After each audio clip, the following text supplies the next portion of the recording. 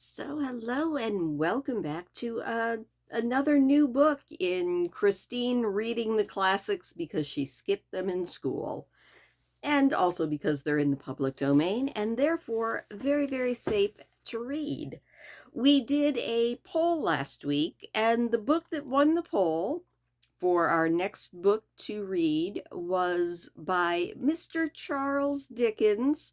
Granted, there were two Charles Dickens books in the poll. It was two-thirds of a chance that it was going to be a Charles Dickens book, but we are going to be reading A Tale of Two Cities. It is a book that was published by Charles Dickens in 1859, and I'm pretty sure I at least started it way back in the seventh grade. I don't remember if I finished it.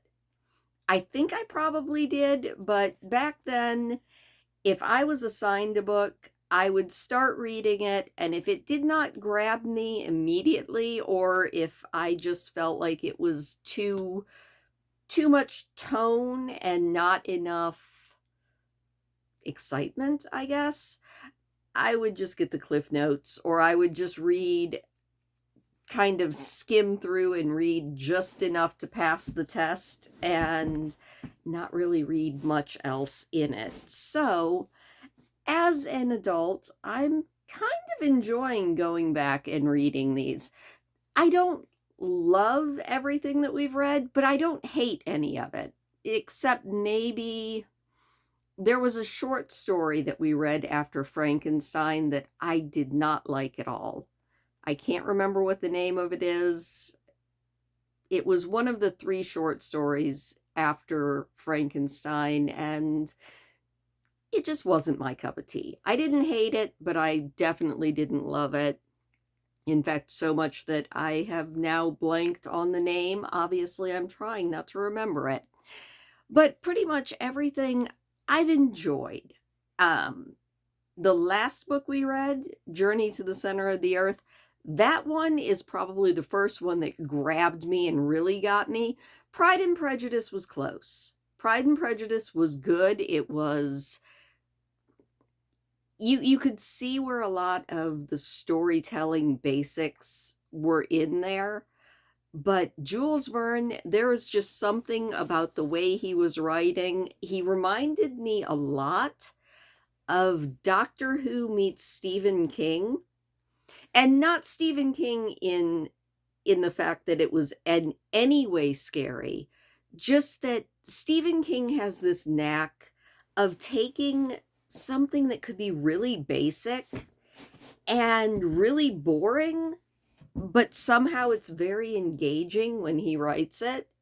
And Jules Verne had that same talent, so I really enjoyed that one. I'm hoping that I also really enjoy this one. We shall see. This is a book done in three parts, set around the time, I think, of the French Revolution. And it is, like I said, it's told in three parts or three books. And each book or portion of the story has its own name. So that's kind of cool.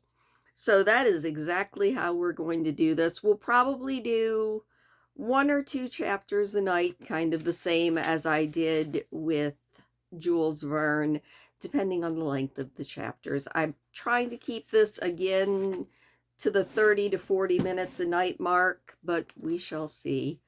Anyway, enough babbling though. It is time for us to sit down and read book the first of A Tale of Two Cities by Mr. Charles Dickens. And book the first is titled Recalled to Life, and chapter 1 is titled The Period.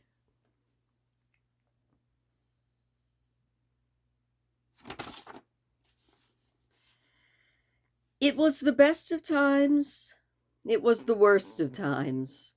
It was the age of wisdom, it was the age of foolishness. It was the epoch of belief, it was the epoch of incredulity. It was the season of light, it was the season of darkness. It was the spring of hope, it was the winter of despair. We had everything before us. We had nothing before us. We were all going direct to heaven. We were all going direct to the other way. In short, the period was so far like the present period that some of its noisiest authorities insisted on its being received for good or evil in the superlative degree of comparison only. There was a king with a large jaw and a queen with a plain face on the throne of England. There was a king with a large jaw and a queen with a fair face on the throne of France. In both countries, it was clearer than crystal to the lords of the state, preserves of loaves and fishes, that things in general were just settled forever. It was the year of our Lord, 1775. Spiritual revelations were conceded to England that favored period, as this Miss Southcott had recently attained her 25th blessed birthday, of whom a prophetic private in the Life Guards had heralded the supreme appearance by announcing the arrangements were made for the swallowing up of London and Westminster. Even the Cock Lane ghost had been laid only a round dozen of years after rapping out its messages, as the spirits of this very year last past, supernaturally deficient in originality, were rapping out theirs. Mere messages in the earthly order of events had lately come to the English crown and people from a congress of British subjects in America, which, strange to relate, have proved more important to the human race than any communications yet received through any of the chickens of Cock and Lane brood. France, less favored on the whole as to matters spiritual than her sister of the Shield and Trident, rolled with exceeding smoothness downhill, making paper money, then spending it. Under the guidance of her Christian pastors, she entertained herself, besides, with such humane achievements as sentencing a youth to have his hands cut off, his tongue torn out with pincers, his body burned alive because he had not kneeled down in the rain to do honor to a dirty procession of monks that had passed within his view at a distance of 50 or 60 yards. It is likely enough that, rooted in the woods of France and Norway, there were growing trees when that sufferer was put to death, already marked by the wooden fate to come down and be sawed into boards to make a certain movable framework with a sack and a knife in it. Terrible in history. It is likely enough that in the rough outhouses of some tillers of the heavy lands adjacent to Paris, there were, sheltered from the weather that very day, rude carts besplattered with rustic mire, snuffed about by pigs and rooted in by poultry, in which the farmer, Death, had already set apart to his tribunals of the revelation. But that woodman and that farmer, though they work unceasingly, work silently, and no one heard them as they went about with muffled tread. The rather, forsomuch as to entertain any suspicion that they were awake, was to be antithetical and traitorous. In England, there was scarcely an amount of order and protection to justify so much national boasting. Daring burglaries by armed men, highway robberies took place in the capital itself every single night. Families were publicly cautioned not to go out of town without removing their furniture to the upholsterers' warehouses for security. The highwayman in the dark was a city tradesman during the day, and being recognized and challenged by his fellow tradesmen, whom he stopped in his character of the captain, gallantly shot him through the head and then rode away. The mail was regularly waylaid by 7 robbers, and the guard shot 3 dead, then got shot dead himself by the other.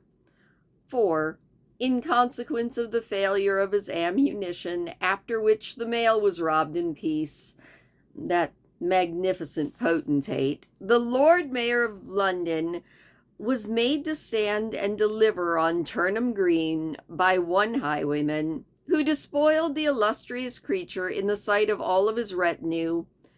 Prisoners in London jails fought battles with their turnkeys, and the majesty of the law fired blunderbusses in among them, loaded with rounds of shot and ball. Thieves sniped diamond crosses from the necks of noble lord at court drawing rooms. Musketeers would go into St. Giles to search for contraband goods, and the mob fired on the musketeers, and the musketeers fired on the mob, and no one thought any of these occurrences much out of the common. In the midst of them, the hangman, ever busy and ever worse than useless, was in constant requisition, now stringing up long rows of miscellaneous criminals, now hanging a housebreaker on Saturday who had been taken on Tuesday, now burning people in the hand at Newgate by the dozen, and now burning pamphlets at the door of Westminster Hall. Today taking the life of an atrocious murderer, and tomorrow of a wretched pilferer who had robbed a farmer's lad of a sixpence. All of these things, and 1,000 like them, came to pass in and close upon the dear old year 1775. Environed by them, well, the woodman and the farmer worked unheeded, those of the 2 large jaws and those of the plain and fair face walked with stir enough and carried their divine rights with a high hand. Thus did the year 1775 conduct their greatness, and myriads of small creatures, the creatures of this chronicle among the rest, and they conducted them along the roads that lay before them. And that is the end of chapter 1. That was a lot of words, and I hope I read them all correctly, because that was a lot of words. I'm going to get a drink, unstick my tongue, and we will also read chapter 2. All right, tongue is unstuck. Hopefully it won't get stuck again. Also, random thought, but I figured I would interject it here rather than in the middle of reading. All I could think when I started reading about the highwaymen, well, was 2 things, because my brain is full of ADD. And that was Lorena McKennett's song, The Highwaymen, and the highwayman that was, I think Johnny Cash. It was like a country song. It started going through my mind, and I was like, oh. And now I'm singing in my head and trying to read out loud. Never let it be said I can't multitask. Anyway, let's read chapter 2 of A Tale of Two Cities by Charles Dickens, and chapter 2 is titled The Mail.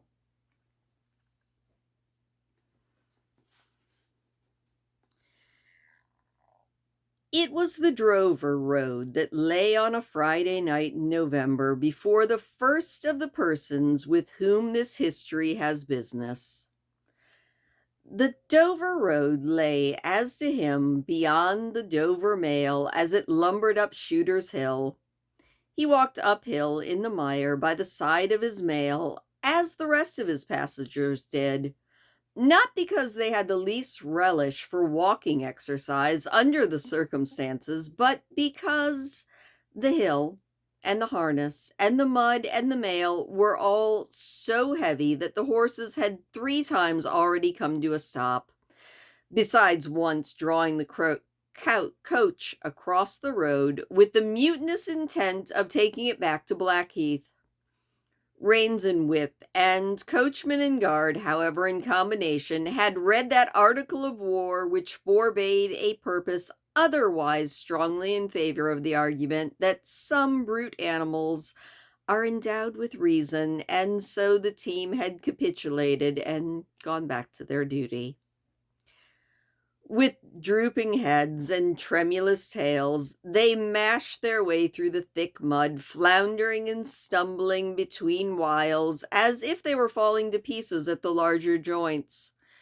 As often as the driver rested them and brought them to a stand with a wary, "Whoa, so then," the near leader violently shook his head and everything on it, like a unusually emphatic horse, denying that the coach could even be gotten up the hill. Whenever the leader made this rattle, the passenger started, the way a nervous passenger might, and was disturbed in his mind. There was a steaming mist in all of the hollows, and it had roamed in its forlornness up the hill like an evil spirit, seeking rest and finding none. A clammy and intensely cold mist, it made its slow way through the air in ripples that visibly followed and overspread one another, as the waves of an unwholesome sea might do. It was dense enough to shut out everything from the light of the coach lamps, but these its own workings, and a few yards of road, and the reek of the laboring horses steamed into the fog as if they had made it all. Two other passengers beside the one were plodding up the hill by the side of the mail. All three were wrapped up to the cheekbones and over the ears and wore jackboots. Not one of the three could have said, from anything he saw, what either of the two was like, and each was hidden under almost as many wrappers from the eyes of the mind as from the eyes of the body of his two companions. In those days, travelers were very shy of being confidential on short notice, for anybody on the road might be a robber or in league with robbers. As to the latter, when every posting house and alehouse could produce somebody in the captain's pay, ranging from the landlord to the lowest stable nondescript, it was the likeliest thing on the cards. So the guard of the Dover mail thought to himself that Friday night in November 1775, lumbering up Shooter's Hill, as he stood in his own particular perch behind the mail, beating his feet and keeping an eye and a hand on the arm chest before him, where a loaded blunderbuss lay at the top of 6 or 8 loaded horse pistols, which were deposited upon a substratum of cutlasses. The Dover mail was in its usual genial position that the guard suspected the passengers suspected one another and the guard, and they all suspected everybody else, and the coachman was sure of nothing but the horses, as to which cattle he could in clear consciousness have taken his oath upon the 2 testaments that they were not fit for the journey. "Whoa," said the coachman. "So then, one more pull and you're at the top, and be damned to you, for I've had trouble enough to get you to it. Joe?" "Hello?" said the guard. "What o'clock do you make it, Joe?" "10 minutes good past 11." "My blood," said the vexed coachman, "and not atop the Shooters yet. Psst, yeah, get up with ya." The emphatic horse, cut short by the whip in a most decided negative, made a scramble for it, and the 3 other horses followed suit. Once more the Dover mail struggled on, with the jackboots of its passengers squashing along by its side. They had stopped when the coach stopped, and they kept close company with it. If any one of the 3 had had the hardihood to propose to another to walk on a little ahead into the mist and darkness, he would have put himself in a fair way of getting shot instantly as being a highwayman. This last burst carried the mail to the summit of the hill. The horses stopped to breathe again, and the guard got down to skid the wheel for the descent and to open the coach door to let the passengers back in. "Psst, Joe," said the coachman in a warning voice, looking down from his box. "What do you say, Tom?" They both listened. "I say a horse at a canter coming up, Joe." "I say a horse at a gallop, Tom," said the guard, leaving his hold of the door and mounting nimbly into place. "Gentlemen, in the king's name, all of ye in." With this last hurried adjuration, he cocked his blunderbuss and stood on the offense. The passenger, booked by this history, was on the coach step getting in, the two other passengers close behind him and about to follow. He remained on the step, half in the coach and half out of it, and they remained on the road below him. They all looked from the coachman to the guard, and from the guard to the coachman, and they all listened.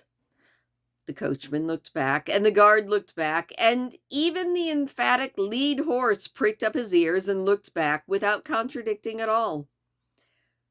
The stillness, consequent on the cessation of the rumbling and laboring of the coach, which added to the stillness of the night, made it very quiet indeed out.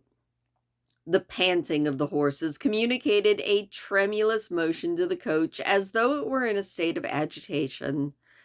The hearts of the passengers beat loud enough perhaps to be heard, but at any rate, the quiet pulse was audibly expressive of people out of breath and holding the breath and having pulses quickened by expectation. The sound of a horse at a gallop came fast and furious up the hill. "So-ho!" the guard sang out, as loud as he could roar. "Yo there! Stop, or I shall fire!" The pace was suddenly checked, and with much splashing and floundering, a man's voice called from the mist, "Is that there the Dover mail?" "Never you mind what it is," said the guard. "Who are you?" "Is that the Dover mail?" "Why do you want to know?" "I want a passenger if it is." "What passenger?" "Mr. Jarvis Lorry." Our booked passenger showed in a moment that that was his name. The guard, the coachman, and the two other passengers eyed him with distrust. "Keep where you are," the guard called to the voice in the mist. "'Cause if I should make a mistake, it could never be set right in your lifetime. Gentlemen of the name Lorry, answer straight." "What's the matter?" asked the passenger, and then with a mild quaver, "Who wants me? Is it Jerry?" "I don't like Jerry's voice if it is Jerry," growled the guard. "He's hoarser than suits me." "Yes, Mr. Lorry." "What is the matter?" "A dispatch sent after you from over yonder, Tea and Company." "I know this messenger, guard," said Mr. Lorry, getting down into the road, assisted from behind more swiftly than politely by the other two passengers, who immediately scrambled into the coach, shut the door, and pulled the window shut. "He may come close. There's nothing wrong." "I hope there ain't, but I can make so nation sure of that," said the gruff guard. "Hello, you." "Well, and hello, you," said Jerry. "Come on at a footpence. Do you hear me? And if you got holsters on that saddle of yourn, don't let me see your hand go near 'em, for I'm a devil at a quick mistake, and when I make one it takes the form of lead. So now, let's have a look at ya." The figure of a horse and rider came slowly through the eddying mist and came to the side of the mail where the passenger was standing. The rider stopped and, casting up his eyes at the guard, handed the passenger a small folded paper. The rider's horse was blown, and both horse and rider covered in mud from the hoofs of the horse to the hat of the man. "Guard," said the passenger, In a tone of quiet business confidence, the watchful guard, with his right hand at the stock of his raised blunderbuss, his left at the barrel, and his eyes on the horseman, answered curtly, "Sir, there is nothing to apprehend. I belong to Tellson's Bank. You must know Tellson's Bank in London. I'm going to Paris on business.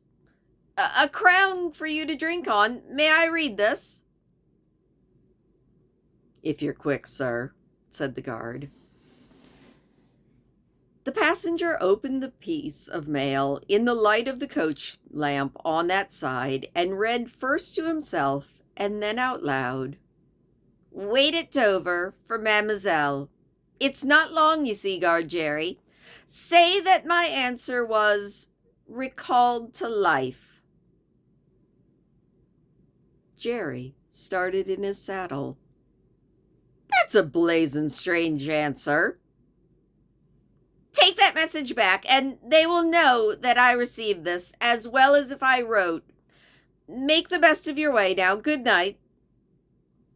And with these words, the passenger opened the coach door and got in, not at all assisted by his fellow passengers, who had expeditiously secreted their watches and purses down in their boots, and were now making a general pretense of being asleep, with no more definite purpose than to escape the hazard originating of any other kinds of action that they could do.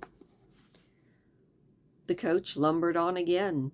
With heavier wreaths of mist closing round it, it began its descent.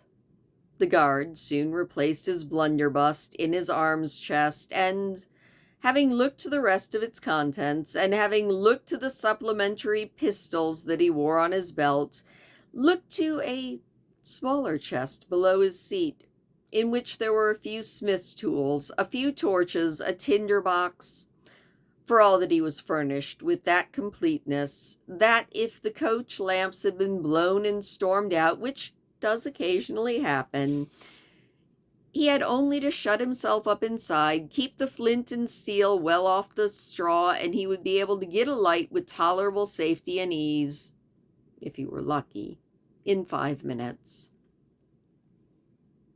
"Tom," came softly over the coach roof. "Hallo, Joe." "Did you hear the message?" "I did, Joe." "What do you make of it, Tom?" "Not at all, Joe." "That's a coincidence, too," thought the guard, "for I made the same myself." And Jerry, left alone in the midst and the darkness, dismounted meanwhile, not only to ease his spent horse, but to wipe the mud off of his face and to shake the wet out of his hat brim, which might be capable of holding approximately a half a gallon. After standing with the bridle over his heavily splashed arm until the wheels of the mail were no longer in hearing and the night still again, he turned and walked down the hill. "After that there gallop from the Temple Bar, old lady, I wouldn't trust your legs till I get you back to the level," he said, glancing over at his horse. "Recalled to life. That's a blazing strange message.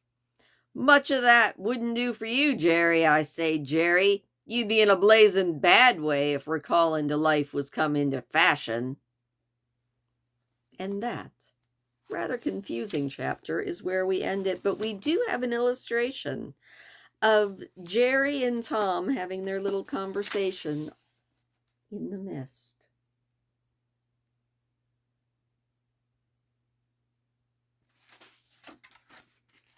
Interesting. I'm going to give it a little bit longer. It does feel like a lot of atmosphere, and maybe we're getting a lot of backstory. I do have to say right now that Mr. Dickens is very much good at atmosphere. I'm enjoying the descriptive phrases, but he hasn't grabbed me quite the way Jules Verne did. But that's okay. I do remember bits and pieces of this book. Maybe I just skipped ahead because I don't remember the beginning, except, of course, for the It was the best of times, it was the worst of times. It was the season of plenty, it was the season of not. Yeah. I feel like that has just wormed its way into pop culture very, very deeply. You know, it's funny. So many of these classic books, Frankenstein, Jekyll and Hyde, Pride and Prejudice, Tale of Two Cities, pretty much everything by Dickens, have all wormed their way into pop culture so that everybody knows something about them. But at least for me, most of it I haven't read. It's just sort of filtered through or been Muppet movied in, or, like the Christmas tale that Charles Dickens did that just slipped my mind. Why?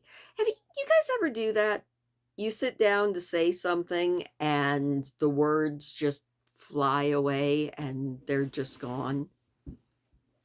The Christmas Story, written by Charles Dickens, about Scrooge. It's gone. I'll remember it as soon as I stop recording because it's right there at the tip of my tongue. But now that I've thought Scrooged, that's all I can think of is Bill Murray. Anyway, stories like that, they're in the public consciousness, they're in everybody's collective mind, but I wonder how many other people are like me and only know them through their modern retellings and not through the originals, which is why we're going back and reading all the originals.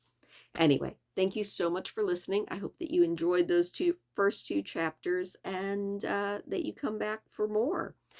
To that end, be sure and hit the subscribe button down there. And while you're down there, you might as well hit the thumbs up because it always does make me smile. I will be back tomorrow with 2 more chapters, but until then, have an awesome day.